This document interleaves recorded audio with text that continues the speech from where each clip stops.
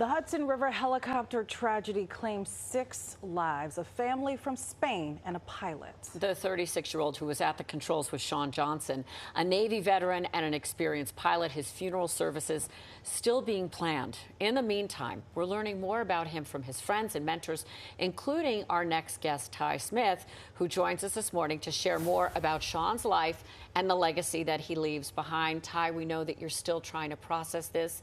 We share with you in your grief, and we appreciate you wanting to share more so that we can get to know Shawn.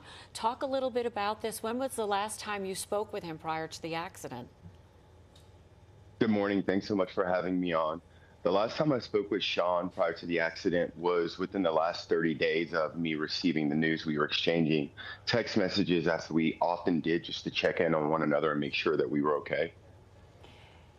And Ty, you are a retired Navy SEAL. You actually met Shawn when you guys were training to become members of the SEAL team. What can you share about your relationship? Yeah, so I was one of the first instructors that Shawn met when he showed up. I was an instructor at the time when he was checking into the Naval Special Warfare Center as a student. And I think that he immediately gravitated toward me because he hadn't previously met an African-American Navy SEAL, and that was something that he was aspiring to be.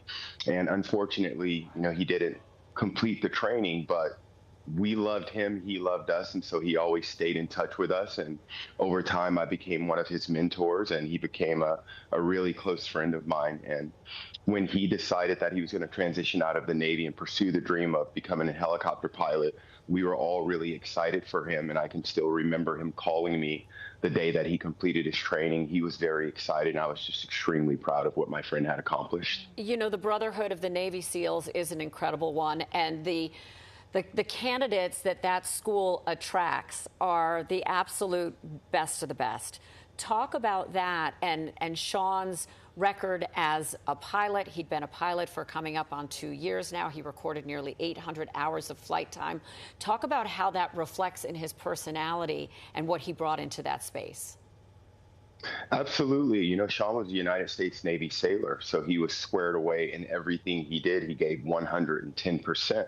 And even when he decided that the SEAL teams weren't for him and he wanted to become an aviator, he took the same fire that he brought into the United States Navy into that particular dream. And so, he focused heavily on making sure that he performed as well as he possibly could going through training to become a helicopter pilot. And he did extremely well, and he became a very experienced pilot, not just according to me, but according to other friends of ours that are also former Navy sailors and current helicopter pilots that will all readily admit that Shawn was very experienced. In fact, he was better than me at flying the helicopter. So he was a very experienced pilot. He took the job very, very seriously, and safety was a massive concern for him, given his background in the United States Navy. Yeah, so much training involved in these programs. Ty, with your trained eye as a former Navy SEAL, what sticks out to you as you see the moments leading up to that crash? That's a great question. In the SEAL teams, we're taught to double down on attention to detail.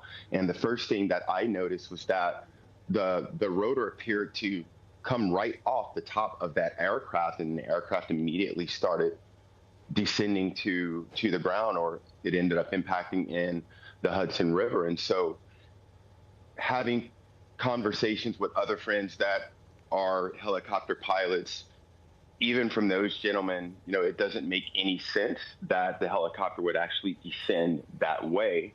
It would have to be mechanical error. And as you can see from the footage, the rotor comes off of the top of the bird, and the bird starts to fall. And those are the pieces that they've just recently retrieved from the Hudson River. There's also calls by Senator Schumer saying that the companies that run these tours, that they have cut corners. You've got a city council person that's also calling for restrictions on this. Schumer also calling for more ramp inspections to be done when it comes to the safety of these helicopters. What are you advocating for in this space? My hope is that others see this as an example of why it is extremely important to take the maintenance and the pre-flight checks of these aircraft extremely seriously. Life is very, very precious.